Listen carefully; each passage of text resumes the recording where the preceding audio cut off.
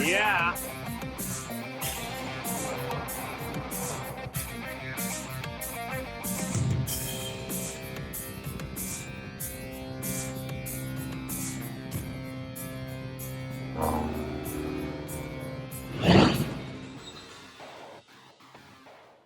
Alright guys, so moving on to the horizontal stabilizer today. I was waiting for the batteries to charge up on the camera because I used them yesterday flying. I'll put a couple of those clips in here. It was a really awesome day until I broke my T3 tail spring. But anyway, so what I started out with was sanding all the surfaces. You can see in here where I got all these edges where they transition just nice and smooth. No sharp edges anywhere. I don't really think I need to use any Teflon tape anywhere on this, the anti-chafing tape.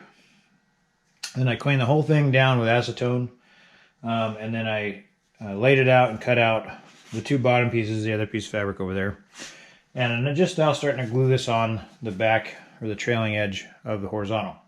So I'll set up the time lapse now that I've got a battery running, and you guys can watch as that goes down. So I'll glue that on the back edge, flip it over, glue it around the front, and then shrink it up. And do the other side, and flip it over and do the top. So right now I'm doing the bottom, and I'll do the top.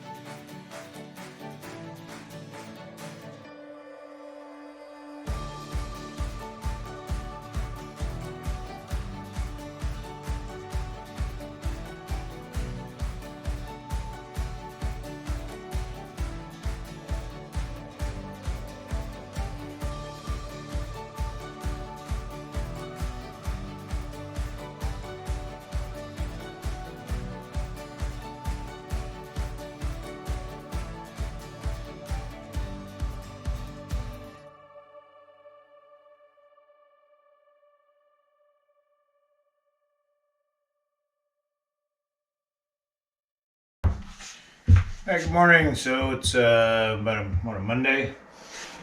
We the second day working on the horizontal stabilizer. You can see the bottom surface is covered. Now we need to do the top surface. So it came out really nice, looks good. So I'm starting to get the hang of how to do this, which after doing the rudder and the elevator, getting in the horizontal, I'm starting to kind of get the process of putting the glue down and then when to add the heat and when you need to work out wrinkles and such. So any tips that I can think of while I'm going along, I'll stop and do a video. I don't know. The other thing I got to remember to do before I start covering the top, these plates go in here. And they get glued in, and that's for the opening in the bottom. This is the bottom. We'll cut that out, and then that support for the horizontal that goes to the fuselage will go in there. So these two go in. And those get glued in like that. So I'll get that done first, and then start cutting the fiber or the polyfiber material for the rest of it, and then start attaching it. So that's my plan for the morning. I'll go ahead and put it on time lapse.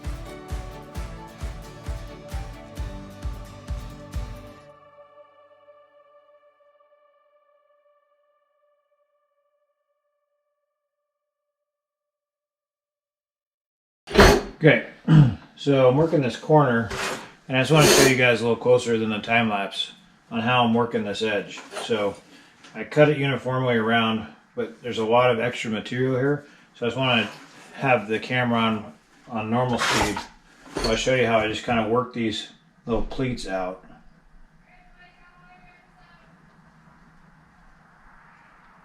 And just kind of working the edge of each little pleat.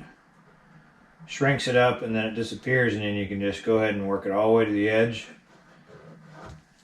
and there it goes. So just take the tip of the iron, little circles, work on those little pleats. But if I come up too far without doing this bottom part, it'll catch a wrinkle in there, so I want to keep working ahead of myself. And the same thing with the bigger pleats.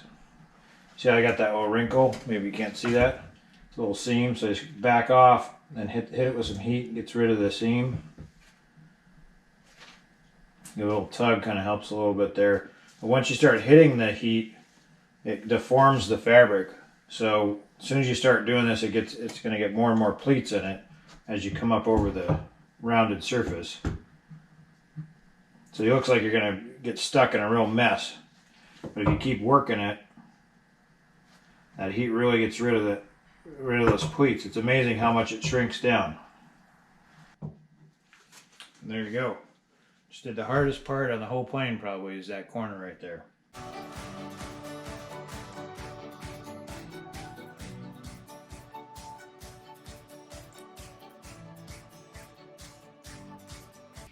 Alright guys, so I'm about ready to shrink the one side I just did.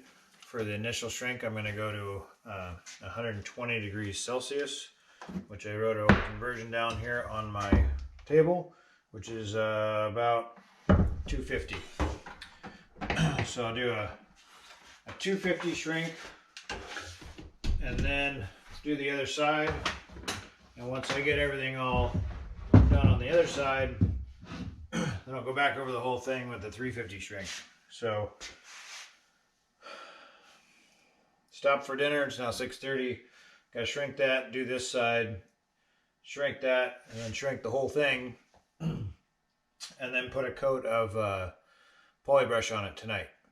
I'm not gonna cut it out until or finish until I get that far. I got to start setting goals that are a little harder to meet each day, stay up a little later in order to get this done. This covering takes an incredible amount of time. It's not extremely difficult, it's just really, really time consuming. I don't know, just on the tail surfaces, I'm into like 6 days, which was just unexpected. I could probably work faster, and I probably will as I get a little bit better at it, but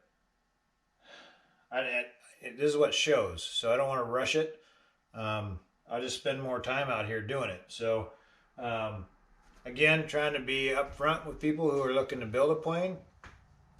This takes a ton of time, and this will just get me to the point where I need to set up a paint booth, do a poly brush, I have to spray it, then I have to do poly spray, a couple coats, at least 2 or 3.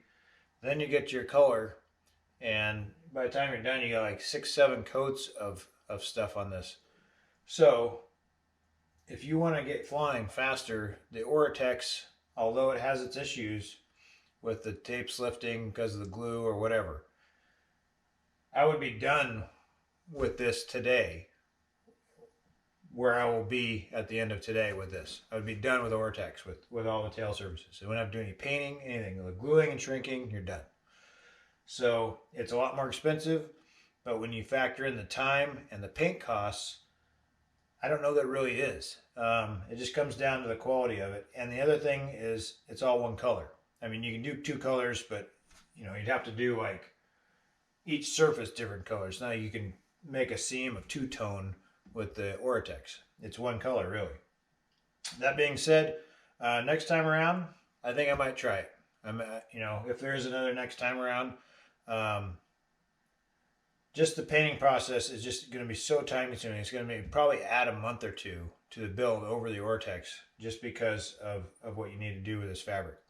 So that being said, when I get to work, I'll put it back on time lapse.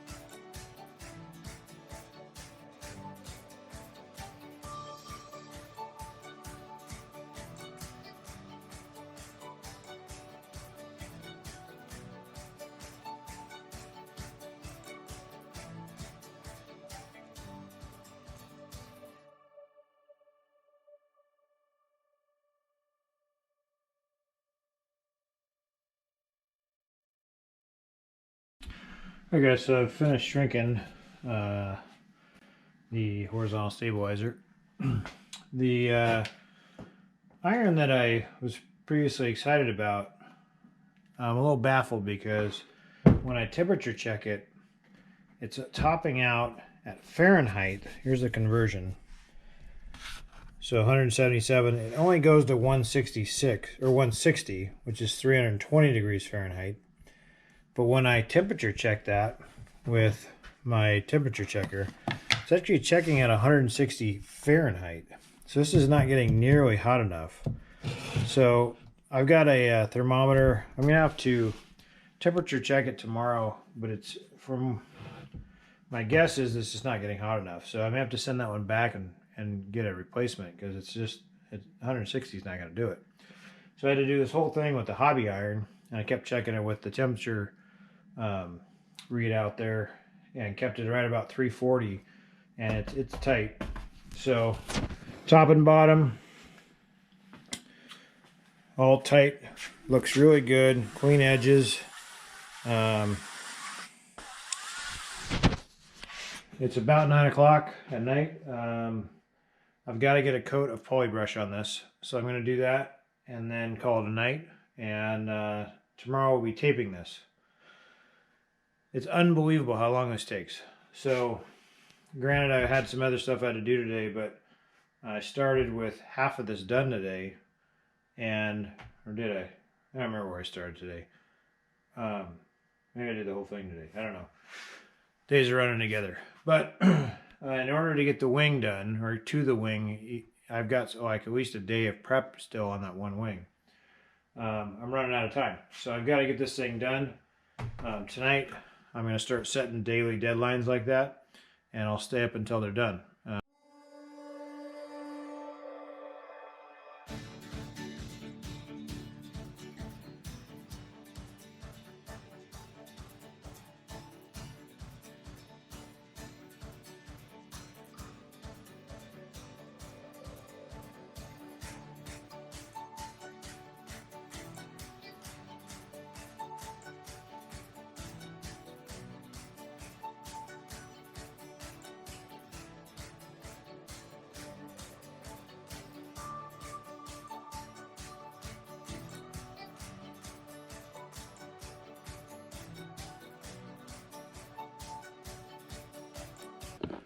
All right, good morning. So I'm back at it with this horizontal stabilizer. I've got one coat of polybrush on there. I'm going to be doing one more coat and then I'll start taping it. I don't really see a need to film that. That's kind of boring, just me brushing on some paint. While it's drying, I'm going to start in on the wing that's in the jig, getting it prepped, anti-chafing tape on, sanded down, all this, make sure all the edges are smooth. I've got to run the pitot-static plumbing and the electrical for the wing tips. And then it'll be ready to cover. So I'm hoping to get that one at least prepped and ready for fabric today. Whether or not I get any fabric on it, I don't know. So that's the goal for today, and to finish this one completely with tapes so I can put that away. So it should be a real busy day. It's 9 a.m. Figure I got about 12 hours. So back to work.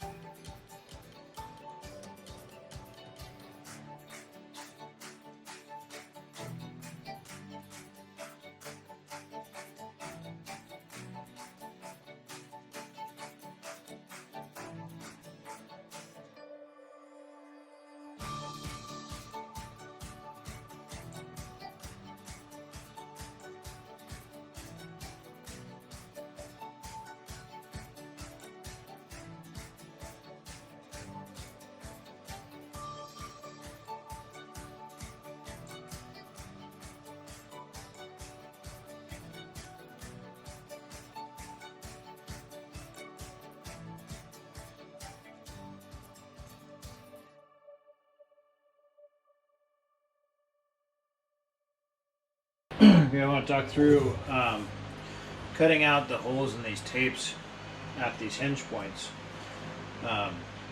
You could just cut a slot, but then you wouldn't have tape on both sides. That's what I did with the fabric, so I want to make sure I have a nice, good covering with this. This is a 3-inch tape, non-biased because it's a straight line. So all I'm doing is taking an X-Acto knife, and I'm going right up to where this hinge point is. And I come all the way back to the back of the cut. I'm going to drop that razor down through the fabric, and I'm going to cut out to the end of the hinge. I'm going to come over to the other side, do the same thing, find the edge of it, come out to the end of it. Sharp blade really makes a difference. Probably not a good idea to sit on the fabric. Okay, so then I'm going to take scissors and I'm going to go to the base of that hinge where I started that cut, and I'm going to do the cut across like that. Then you're going to pull on it and see if you got enough to go around. I don't have quite enough, so I'm just going to come with the scissors, just going to give a little bit more of a notch, nice and straight. Boom, pops over. And there's your hinge.